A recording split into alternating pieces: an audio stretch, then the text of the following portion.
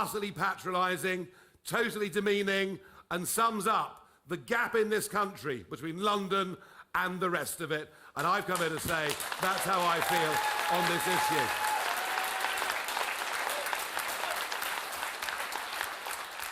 So, yep, we were in Workington doing an event like this morning. We then went to Whitehaven, had a wander around there. How sad to see a fantastic harbour like that. And OK, there's some nice yachts in there, some nice pleasure boats in there.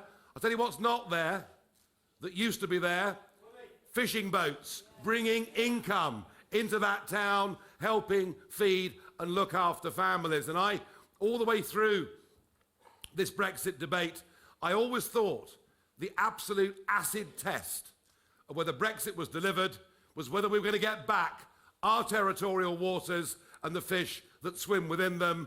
And thus far, I have to say, our entire Westminster class have been utterly gutless. It's as if coastal communities don't matter. Well, I tell you what, to the Brexit Party, coastal communities do matter. We want our fish back. No question about that.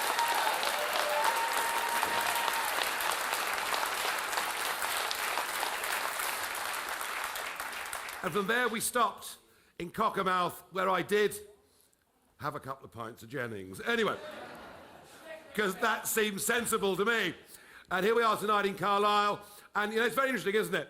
This county, 5 of the 6 constituencies in this county, made up of both Labour and Conservative voters, felt as I felt earlier this year, utterly hacked off at the sheer amount of lies and deceit we have had from Westminster ever since that joyous morning of June the 24th, 2016. And that's why I set up the Brexit Party. I could no longer, because I believed them. After the referendum, I actually believed they were going to deliver. I won't make that mistake again, will I? So I set the party up, and here in Cumbria, for a party that was less than 6 weeks old, we topped the polls in 5 of those 6 constituencies. So I think...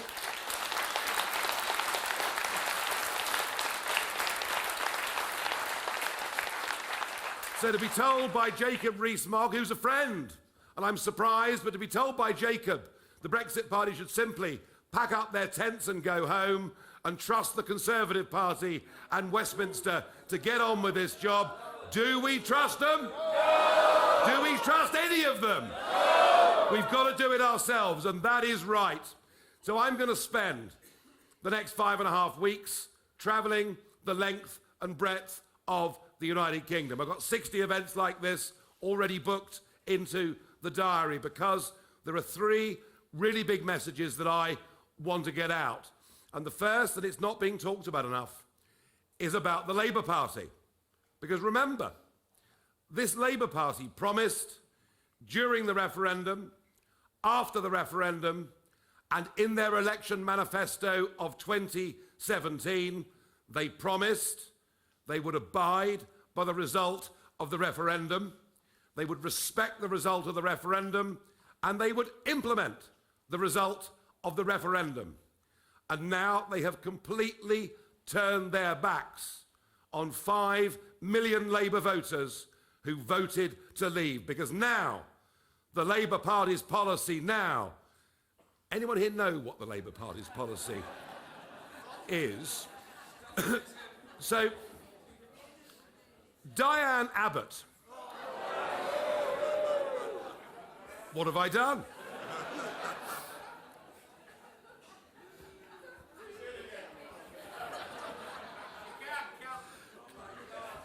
Diane Abbott, that well-known mathematics professor,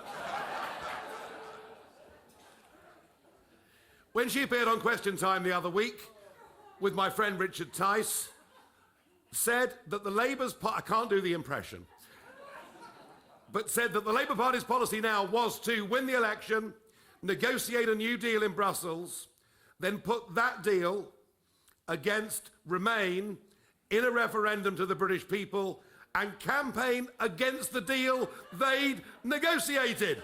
I mean, you simply couldn't invent this stuff. Corbyn's position is this. They will give us a second referendum because the first time we got it wrong.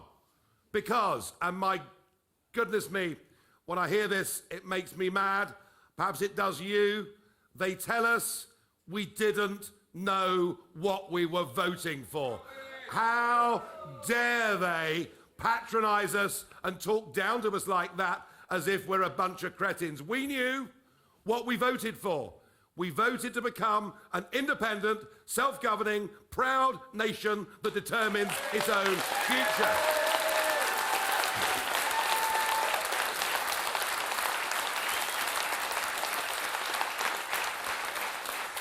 So they have actually betrayed Labour voters, and nobody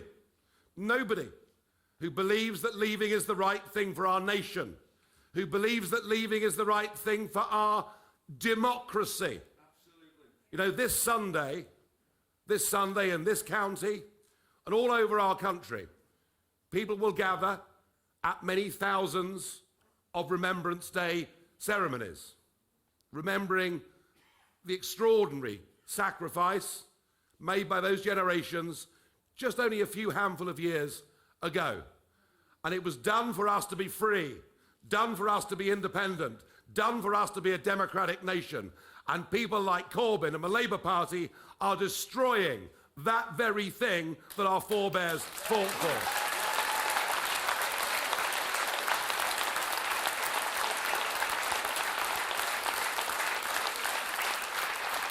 So, that's my first mission, to make Labour voters aware around this country that they should vote Brexit Party if they believe in Brexit. And my second mission is, now look, Boris is, when he brings well, that's one word that gets used. But we'll try and rise above that here this evening. Because actually, I think the level of political discourse has got to a level where both sides just throw abuse at each other rather than arguments at each other. And for a civilised democracy to function, we need to recognise the fact that other people have different points of view. And I know I've landed one or two right hooks on European commissioners over the years.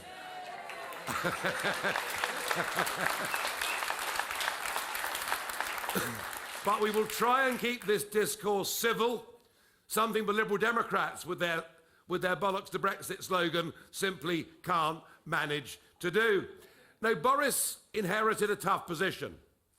You know, he'd taken over from not just the worst Prime Minister in living memory, but the worst Prime Minister in British history. I mean, she was useless. So it wasn't easy. The clock was running down to October the 31st. And he told us we were leaving on October the 31st, come what may, do or die. He even said he'd die in a ditch rather than extend. Well, that hasn't worked out. But the thing I'm really upset about is this. He came back from Brussels and said, I got a great new deal. And people, because of exhaustion with Brexit going on for year after year, they wanted to hear that. They wanted to hear that. And so he held the first Saturday sitting of Parliament for 37 years to try and get his so-called Great New Deal rammed through before anybody had even read it. I spoke to MPs who'd voted against Mrs. May's surrender. Nigel, we're going to vote for it. Isn't it great? I said, have you read the thing? And they hadn't. It was rather like a car salesman saying, got this second-hand motor for you, Gov. Lovely little runner. Shiny and bright, and the bonnet's all been polished up. And you're the buyer, you say, can I have a look under the bonnet? No, there's no time for that now, you know. Trust me, it's going to be a great car. Well, luckily it didn't go through, because now we've got time to lift up the bonnet. Now we've got time to see what's underneath. And I think the actions today of two important EU figures actually sink Boris's claims below the waterline. The first is Michel Barnier. Now, Barnier has been their chief negotiator. He has run rings around our people. Indeed, I saw him in the coffee bar in Strasbourg a few months ago. I said, Michel, can we recruit you? We'd like you on our side. You're much better than our lot at doing this. Barnier said, he reiterated, there will not be a deal concluded with the European Union by the end of 2020. He has said it will take at least 3 years to negotiate a new trade agreement. And Boris tells us he'll get Brexit done. Indeed, Boris tells us it'll all be over by Christmas. Something that history teaches us we should be cautious of, perhaps, as a claim.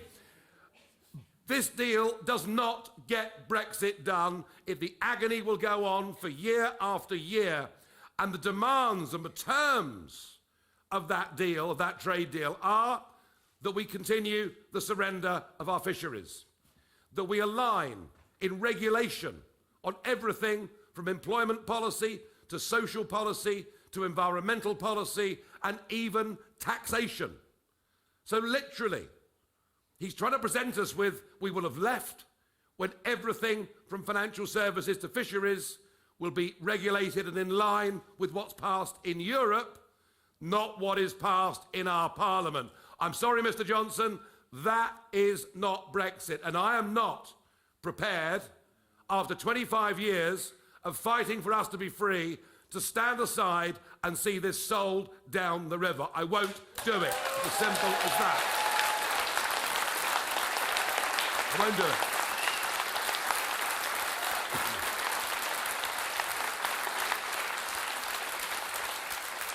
And indeed, to that end, Jean-Claude Juncker was on the scene again today.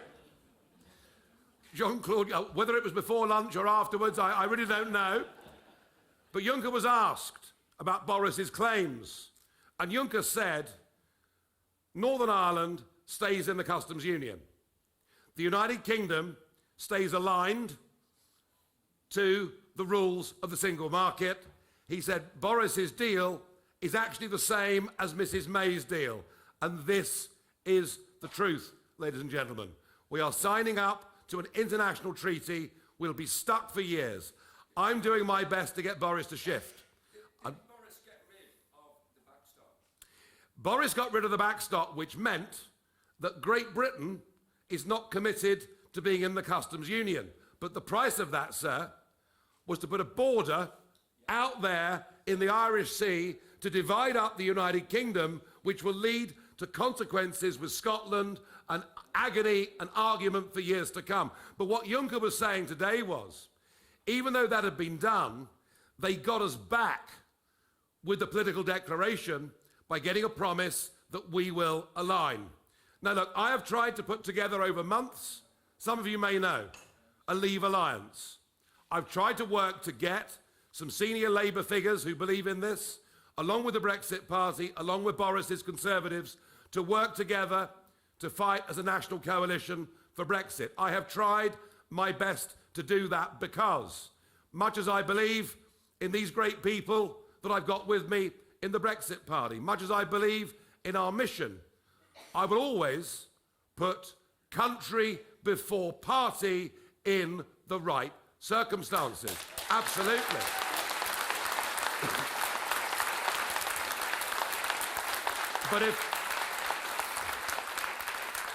But if he intends to stick to this treaty, then we will fight them in every seat in this land, and we will give the British electorate a choice, because it's there, the menu's there.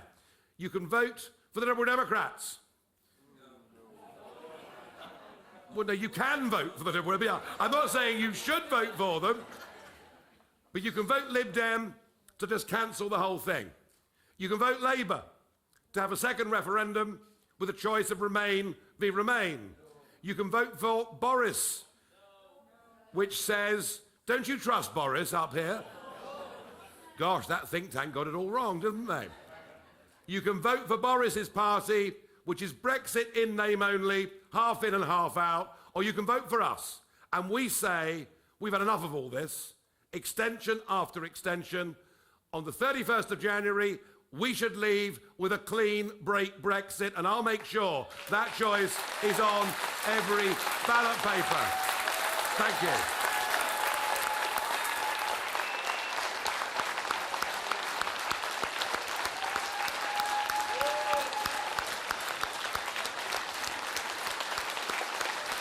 Thank you very much. Thank you.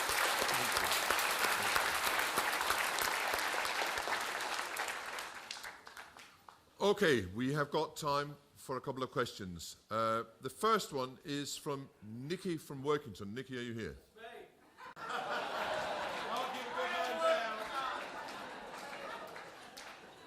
Okay.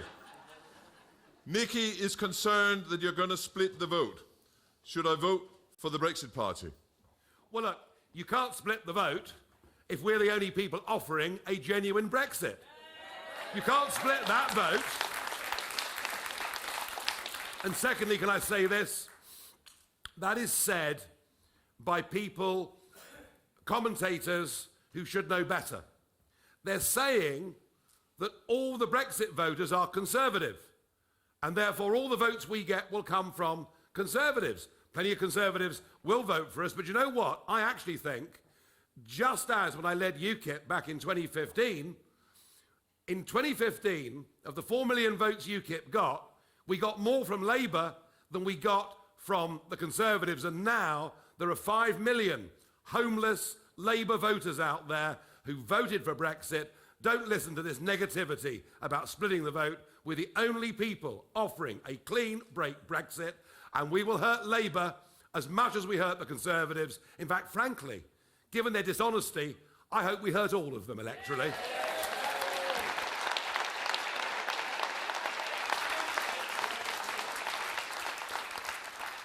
All right, next question is from Rick from Carlisle. Rick, you here? There we are. Rick, Nigel, what would you do if we win? I mean, I personally am going to have a huge drink. I don't know if Nigel is going to do that as well, but Nigel. What a competition, dear boy. I'm there, although I couldn't beat Jean-Claude Juncker at that game, I've got to tell you. Look, let's be honest, we have a first-past-the-post electoral system that makes it very, very difficult to break through. You can break through. To do so in a big way is hard. We are not going to win this election, but what we are going to do is get a big vote. What we are going to do, I believe, is get enough MPs into Westminster to keep the government of the day honest on this and to act as a warning signal to the British public as to what's going on. I've been doing this in the European Parliament for the last 20 years, and actually having that position was hugely useful to be able to tell people what the place actually was all about, because we'd had years of silence and years of not being told. The DUP, with 10 MPs, have held the balance of power in Westminster for the last 2 years. I believe the Brexit Party could achieve that same position. But can I go on to say that once we have got Brexit, once we're free, the one thing I believe we need, the thing I think has been exposed by all of this, is how flawed our current political system is. I think we need wholesale, substantial political reform in this country. We need a voting system that is much more reflective of what people feel in the country. We need the ability on major issues to have citizens' initiatives so that we can hold referendums, so we can choose on the big issues that affect our lives. But for that to work, we'll need a written constitution that says never again can we be lied to. We've got to put it into law that how we vote in a referendum must be legally binding. That, I think, is very, very important.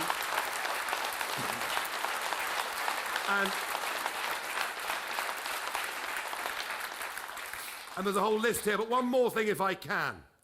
Between Tony Blair and David Cameron, they put 600 of their friends into the House of Lords. It is used to buy off opposition. It sums up the sheer level of political corruption that exists in this country. It stinks, and I want us to abolish the House of Lords and replace it with an elected chamber.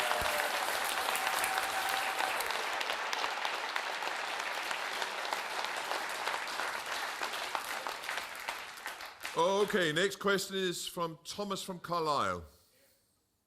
There you go, Thomas. I think actually it's for John, really. If the Brexit Party get elected, how will it benefit Cumbria? Is this on? Yeah. I don't think anybody who's driven into Carlisle tonight needs me to tell you how bad our infrastructure is. We are the only party with a properly costed plan to invest in our regions. There's massive, massive neglect gone on over the last few decades, not just during austerity, but going back probably to the 1980s. The Northern Ring Road, or the Northern Bypass, I should say, that we've got is a joke, and that was decades overdue. The Southern Bypass, we're now being promised money for that, money that was promised, as I recall, 3-4 years ago, and we're still waiting. Perhaps it's coming, perhaps it's not. But I can tell you that the Brexit Party will invest in the regions, and Carlisle will benefit, and no longer will we see a situation where for every £100 that is spent on the infrastructure in London, we get a measly quid.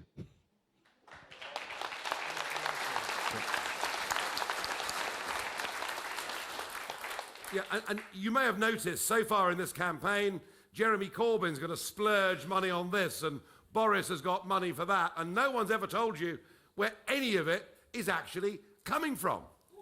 Well, I tell you what, you're quite right. We have talked about investing in the rest.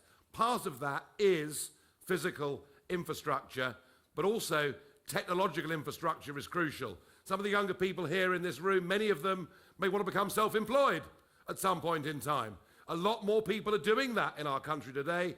5.5 million now self-employed sole traders out there in this country, and yet huge areas of our country without broadband connectivity, huge areas where the mobile phone barely works, and we need to invest to bring us up to the 21st century. How are we going to pay for it? Well, we're not going to give Brussels £39 billion.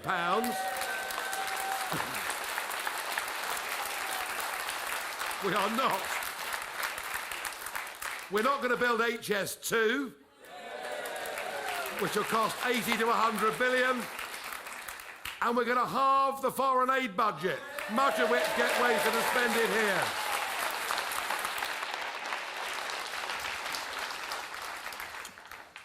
here. Next question is from Dave from Carlisle. There we go, Dave. Nigel say if we take Boris's deal, we won't be able to do deals with the world. How long would it hold us back? Well, now, I've got a friend of mine in America.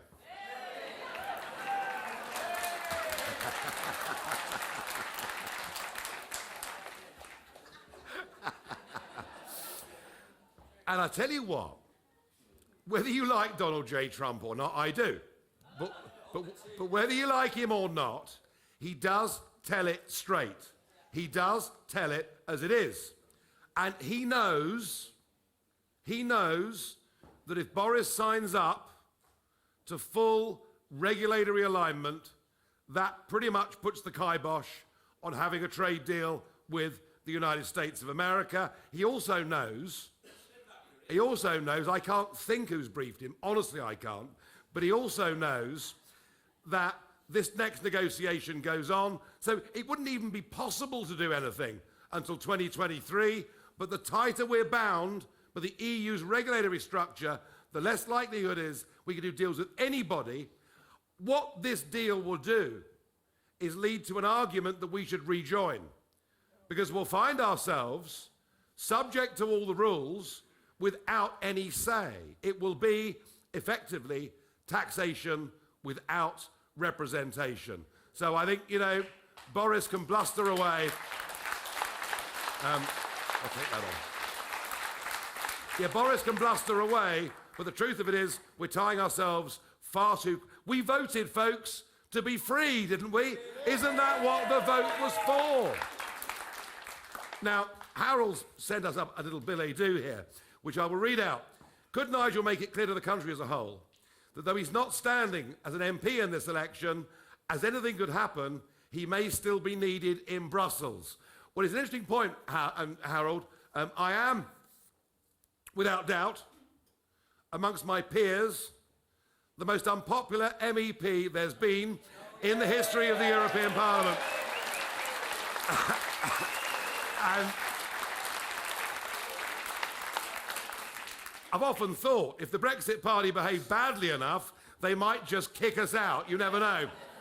I had a difficult choice to make here.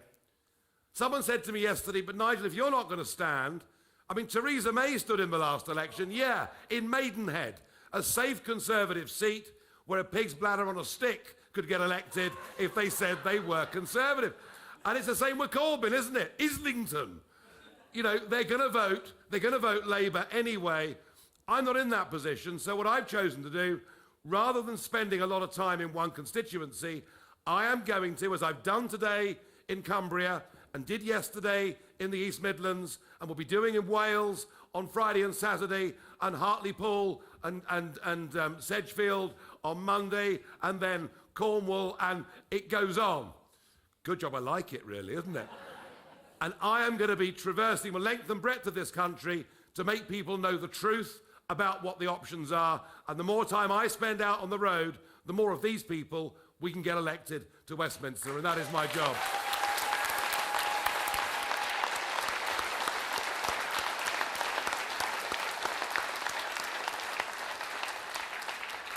And can I just say to Harold, I really hope that Nigel is not needed in Brussels, because if he's in Brussels, then the rest of us have to be in Brussels. I really don't want to be there.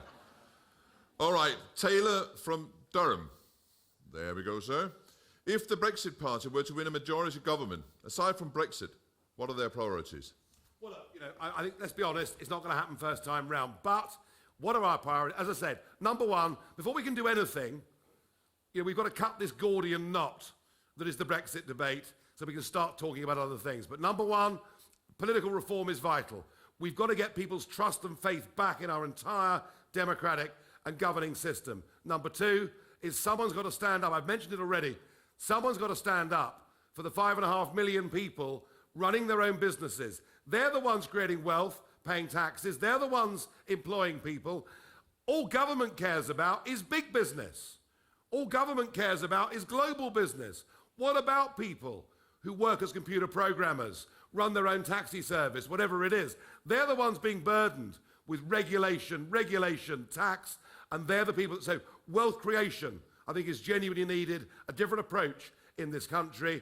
The National Health Service is dear to everybody and vital to all families in the UK. And what we're going to do, and I'm going to announce this in the next week, Dr. David Bull will be our spokesman on the NHS. You know, he's been for 2 decades on Sky News as their health commentator. For those of a certain age, he was even presenting John Craven's News Round back in the 1970s. And David is an expert on the National Health Service. And here's the point. Just putting more money in isn't always the answer. What you've got to get is delivery for that money. And I think that's very, very important. So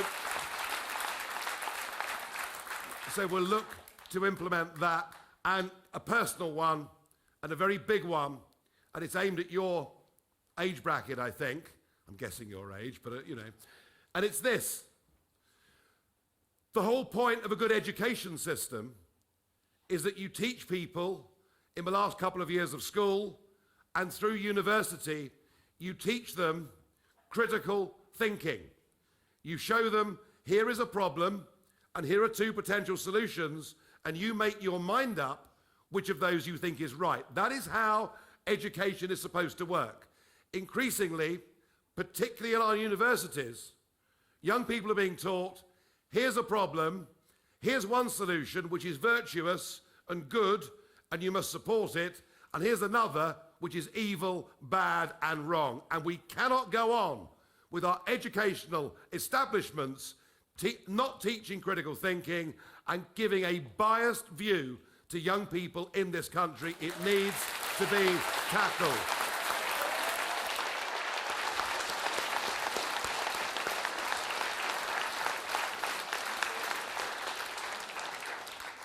Okay, last question, but can I before that just make a short plug, because Claire Fox, and some of you might know, and myself, we are left-wingers, and we have actually used some EU money to produce a book which gives you the left-wing argument for national sovereignty and the left-wing argument for Brexit. And if any of you would be interested in having a copy of that book, it is free because it is paid for by the EU, then please come and talk to me afterwards and I'll give you the details, and then you can, then we'll send you one. All right? Last question is from Ken from Kent. There we are, Ken from Kent. Okay, Nigel, can you put something formal together for the Tories to formally reject? Well, I'm going back to Kent tonight, actually. Hi, Ken. Are you on holiday, or? See my sister in Carlisle. Very good. He's come to see his sister in Carlisle. Very sensible. Ken, look, I've said today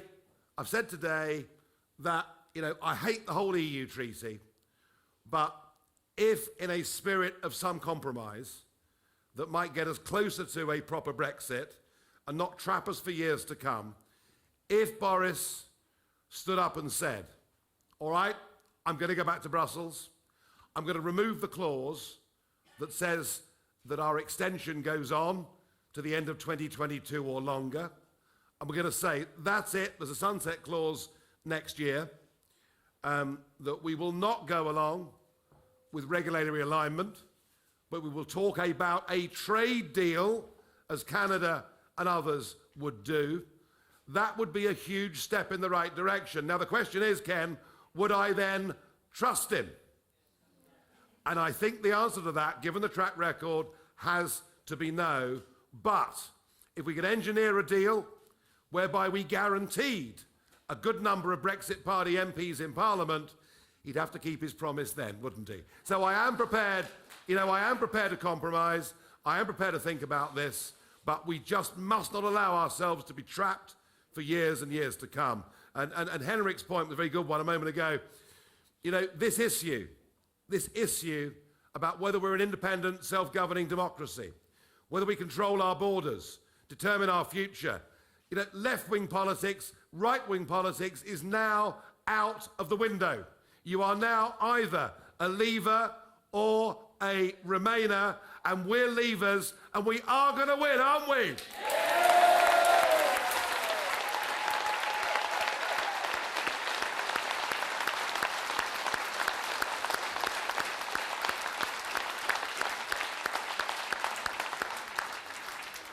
Okay, that's the end of the evening. Thank you very much for coming, all of you. And if any of you are thirsty, I'll meet you in the bar for a pint.